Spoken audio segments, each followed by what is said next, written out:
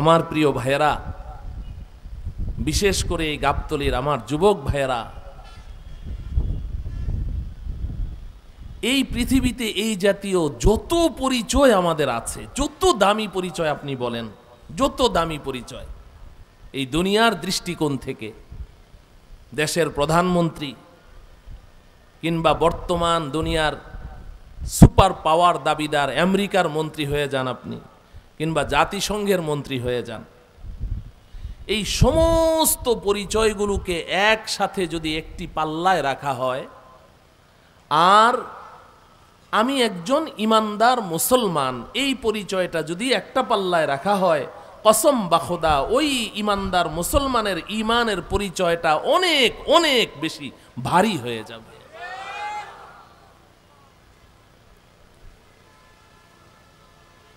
দুনিয়ার এই সমস্ত পরিচয়, এই জাতীয় পরিচয়গুলো আমরা অনেক সময় অপাত্রে ব্যবহার করি, সুযোগ সুবিধা নেই এই সমস্ত পরিচয় দিয়ে। ধরুন একজন মার্ডার কেসের আসামি, অনেকগুলো অপরাধ করেছে, 20-25-30টা মামলা আছে। মামলা মানে আবার আমাদের দেশের আদালতের মামলা না, 100, 200, 300 মামলা, সব মিথ্যা। এই মামলা না, সত্য মামলাই আছে। ধরেন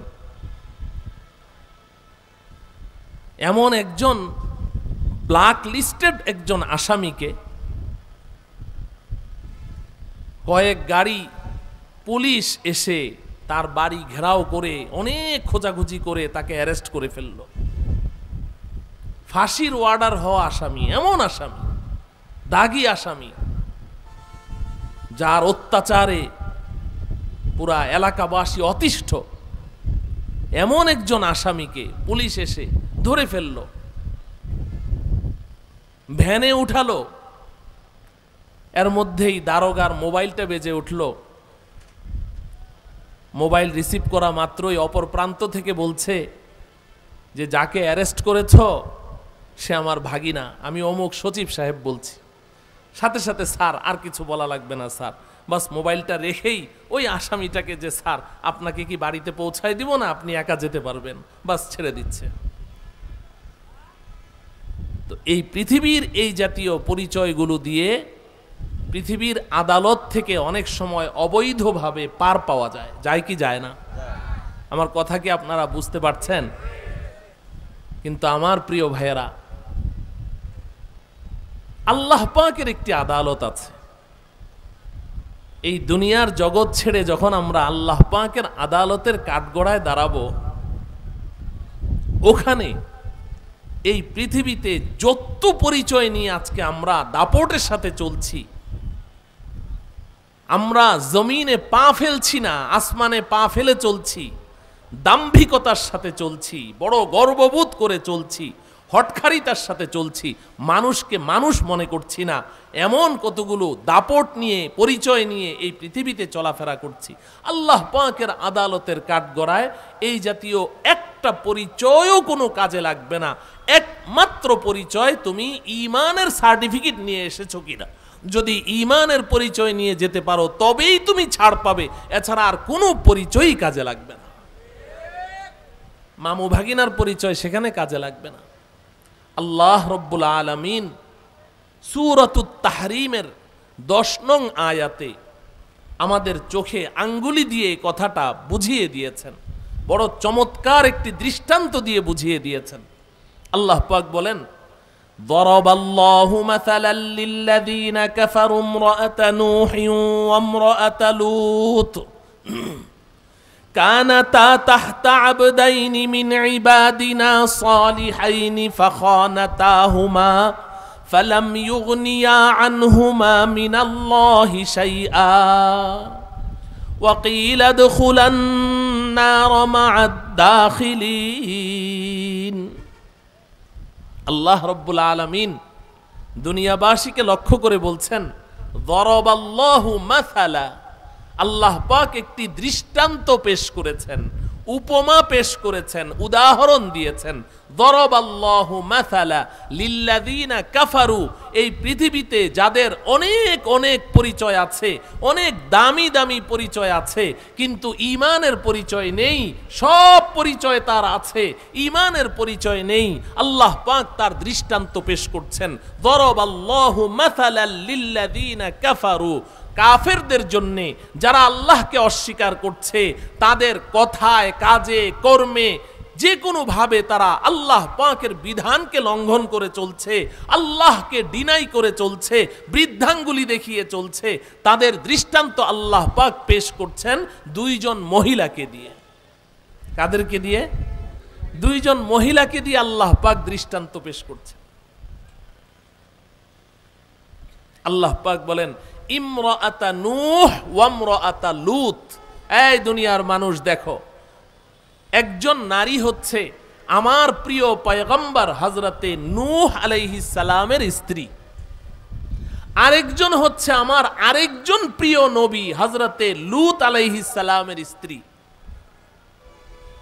নবীর স্ত্রী। আমার প্রিয় ভাইয়েরা, বিশেষ করে যুবক ভাইয়েরা, তোমরা বলো, এই পৃথিবীতে যত দামি পরিচয় থাকুক না কেন, যত দামি পরিচয় থাকুক একজন মহিলার, কিন্তু কোন নারী যদি এই পরিচয় পেশ করতে পারে যে আমি অমুক নবীর স্ত্রী, এর চাইতে দামি, সম্মানজনক, পাওয়ারফুল কোনো পরিচয় কি কোনো নারীর হতে পারে? সবচাইতে দামি পরিচয় দিয়ে আল্লাহ পাক দৃষ্টান্ত পেশ করেছে।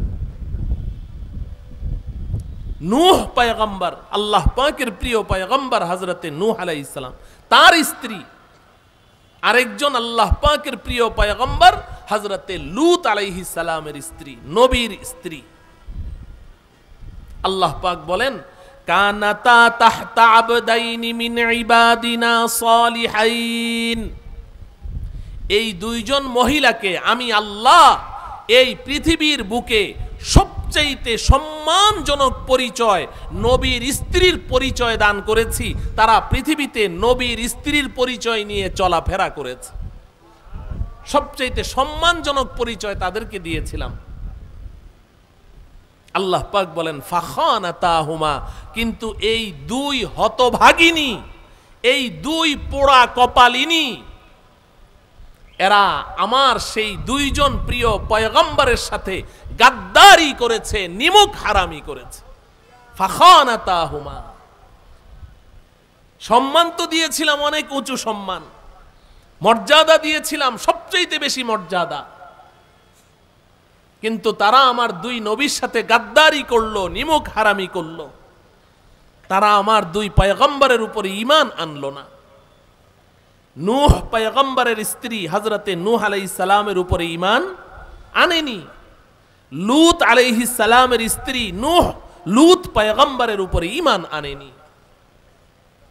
বরং পয়গম্বরের দুশমনদের সাথে তারা গোপনে আতাত করেছে, তাদের সাথে যোগাযোগ ছিল, গাদ্দারি করেছে। আল্লাহ রাব্বুল আলামিন বলেন, ফালাম ইউগনিয়া আনহুমা মিনাল্লাহি শাইআ। হাসরের ময়দানে আল্লাহ পাকের আদালতের কাঠগড়ায় যখন এই দুই নারীকে দাঁড় করানো হবে, তাদেরকে জিজ্ঞাসা করা হবে, পরিচয় কি? পরিচয় পেশ করো। একজন বলবে, রব্বুল আলামিন, আমি আপনার প্রিয় পয়গম্বর নূহ আলাইহিস সালামের স্ত্রী, আমাকে চিনেন না? আরেকজন বলবে, রব্বুল আলামিন, আমি আপনার পয়গম্বর লূত আলাইহিস সালামের স্ত্রী। আল্লাহ রব্বুল আলামিন বলেন, ফালাম ইউগনিয়া আনহুমা মিনাল্লাহি শাইআ। নবীর স্ত্রীর পরিচয় সেই দিন তাদেরকে আল্লাহর আযাব থেকে, আল্লাহর গজব থেকে রক্ষা করতে পারবে না। তাদের কাছে ঈমানের পরিচয় চাওয়া হবে। ঈমানের পরিচয় আছে কি? তারা তো ঈমানের পরিচয় পেশ করতে পারবে না।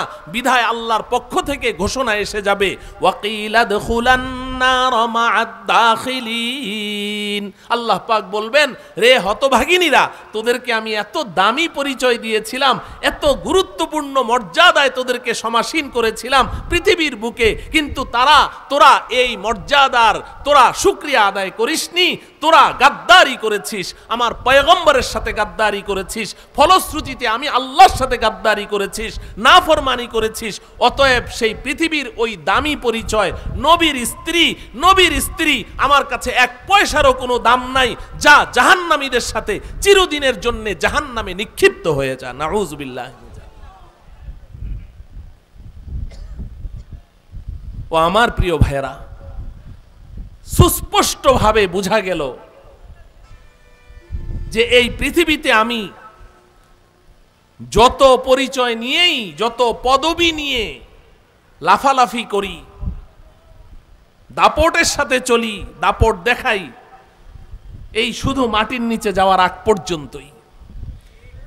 এগুলো একটাও আমার কোনো কাজে লাগবে না, এরপরে সব শেষ, সব শেষ। আমাকে ঈমানের পরিচয় নিয়ে আল্লাহ পাকের আদালতের কাঠগড়ায় দাঁড়াতে হবে, ঈমানের পরিচয় নিয়ে। আল্লাহ রব্বুল আলামিন আমাদের সবাইকে এই কথাটুকু বুঝার তৌফিক দান করুন।